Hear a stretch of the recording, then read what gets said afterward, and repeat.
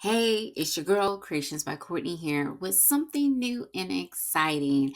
Okay, if you don't know by now, I love making crochet garments. Love, love, love, love. Like this top that I'm wearing. And I want you to love making them too. So I've put together some really cool videos that I will be sharing over the next few days. So I hope you don't miss any of it. And if you do, it'll be around for you to catch when you have some time. But we're going to get started first by talking about why your garments don't fit and what you've been missing, right? We've all been there. We have followed a pattern exactly, and it still didn't fit right. It is so frustrating, not just because it's like we finally finished, we want to wear it, just to find out that we can't wear it because it's too big or it's too small or it's too tight in certain areas. But here's the thing, it's not your fault. You're not alone. We've all been there. But I have a solution for you. So I asked the crocheters in my community, you know who you are, my crochet besties, what frustrated them the most about making garments. And these were their top answers. They're afraid that it won't fit, gauge is confusing, and I'm intimidated by the process. I get it. I was there, right? I jumped into this head first, like, oh, I've made a blanket. I could totally make a top and a skirt. Er. I learned really quickly there is a lot that I needed to learn before I got it right. And that's okay if that's where you are too. So that's the thing. We're going to work on this together. You don't have to do this alone because crochet is so much more fun when we have friends, right? So here's the truth. And I will admit, I don't cover all of this in all of my patterns because this is something that I'm starting to do and talking about how you can modify to improve the fit. But all of the patterns, they're going to give us the stitch key. They're going to give us the instructions and notes. And we're going to have a picture, maybe sometimes even picture tutorials for tricky parts to show us how to make that project. But it often lacks information about measuring your body properly, swatching correctly, and yes, there's a right way to do it. Not necessarily, well, I guess you could say wrong. You got to know where to put your starting point and your ending point, right?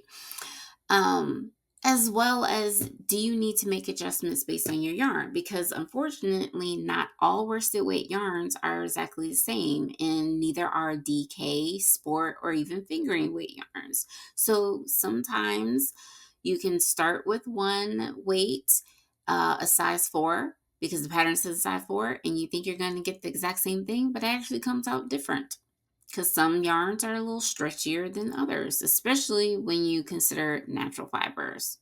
So here's the thing. You no longer have to wonder if that stitch you saved on Pinterest 7 years ago, yes, you, I'm talking to you, including myself, will work for a long cardigan. Because maybe you saw and you're like, oh, that would be such a cute and cozy cardigan. It's time to dust off those old Pinterest boards and start using those stitch tutorials, okay?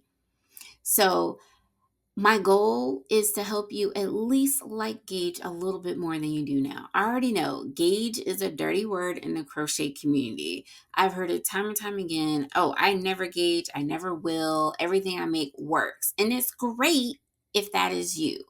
And if that's you, I'm not talking to you. I'm talking to the person next to you that struggles with gauge and isn't sure how to measure their body, and they just pick the size based on what they get at the store. And we can't do that.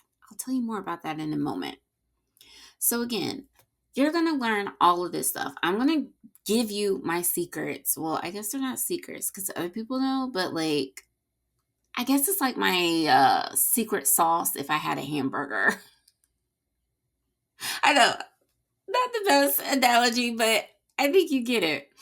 So again, I want you to begin feeling confident in making crochet garments. Like that is really my goal, is that whether you're following a pattern or you have an idea in your mind, I want you to lean into it, grab your yarn, grab your hook, and get to stitching. No more waiting until I learn a little bit more. This is it. I'm giving you, for real, the secrets to making simple garments that will fit each and every time as long as you follow the steps. Now, if you decide to go on your own path, I can't promise what the outcome's going to be, but if you follow what I give you, I think you're going to be a super happy crocheter. And again, we're going to do this together. Like, come on, crochet bestie. So, we got to talk about then and now. Like I said, I was where you once were. Okay, especially if you're brand new to crochet or brand new to garment making, or you've tried a few times and it never worked out well. Okay, look at these pictures. Okay. This pink top, I was so excited to finally make it after I made a few previous things. I was like, I could totally handle crochet lace, not understanding anything about blocking and what gauge can do to a project over an entire project. Okay.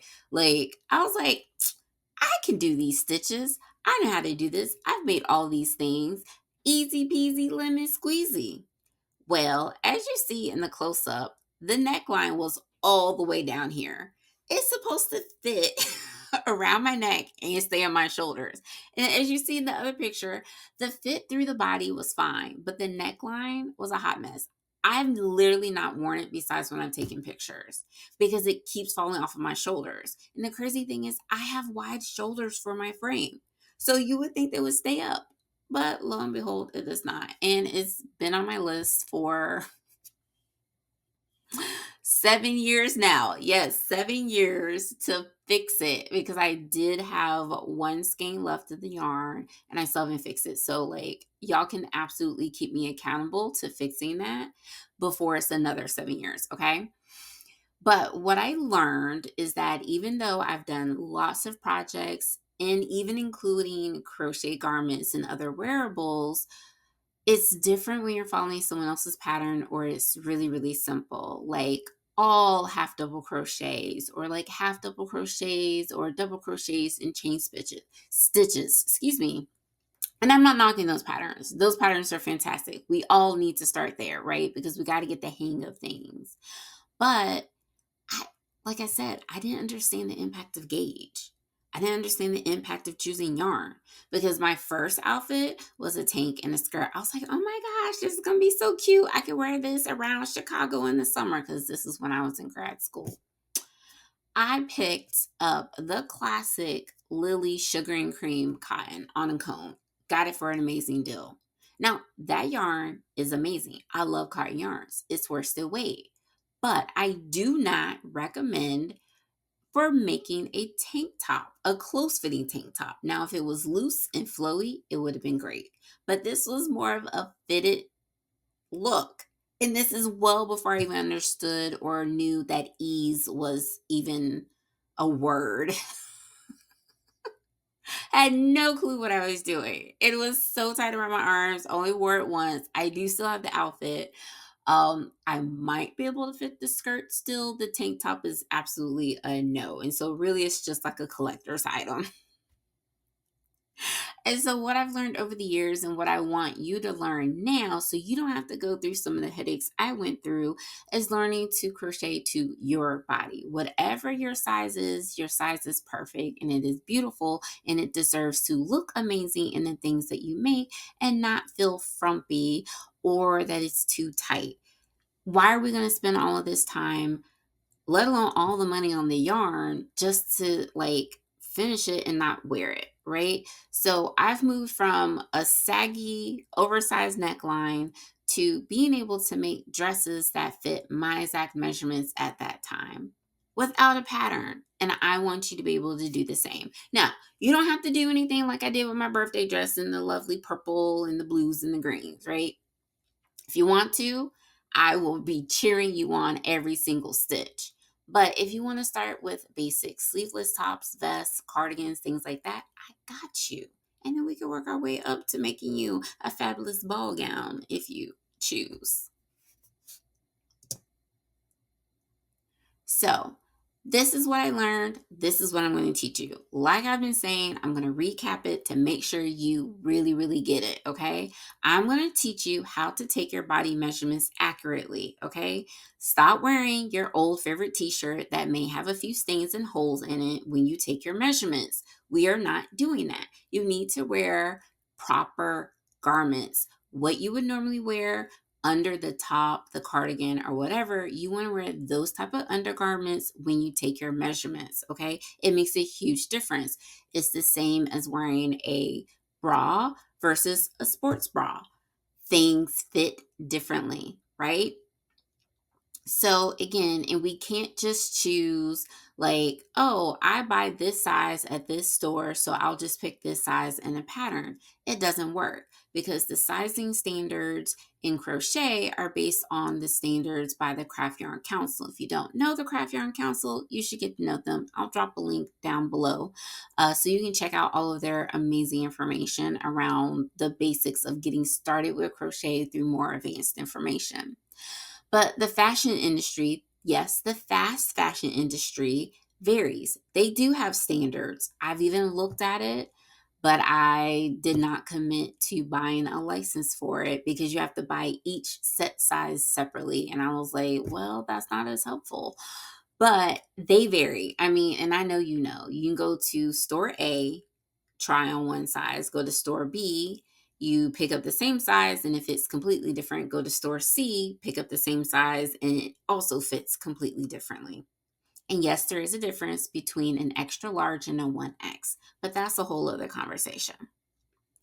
So, in addition to taking your body measurements, we will also cover how to make a swatch and then using your gauge. I know you know how to make a swatch, but the difference is that whatever swatch you use is making it of a particular size, at least 6 inches by 6 inches if you're going to use 4 inches by 4 inches or 10 centimeters by 10 centimeters. Okay. You always make it bigger than the area that you're going to measure in, right?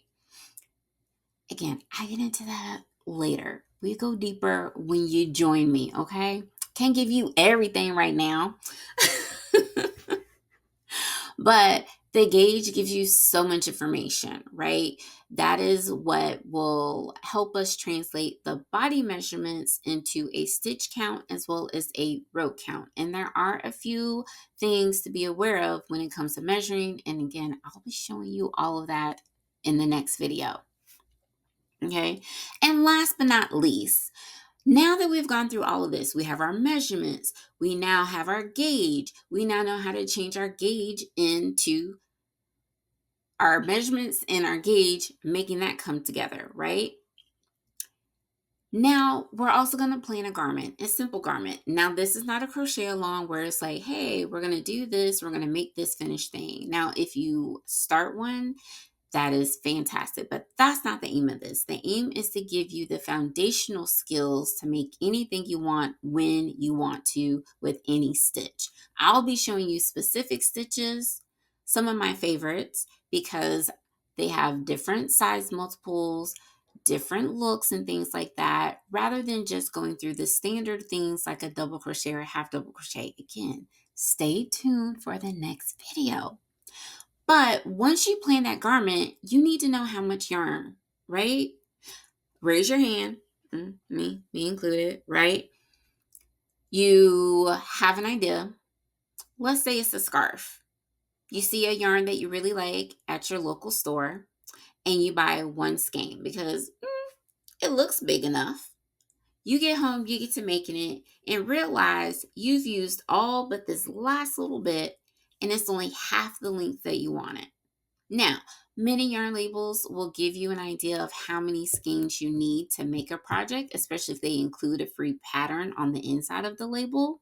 Or, they have the hang tags with free patterns and it'll tell you exactly how much yarn. That's great. But if that's not the case, where there's a free hang tag of patterns or one on the label that's similar to what you want to make, you're just kind of guessing.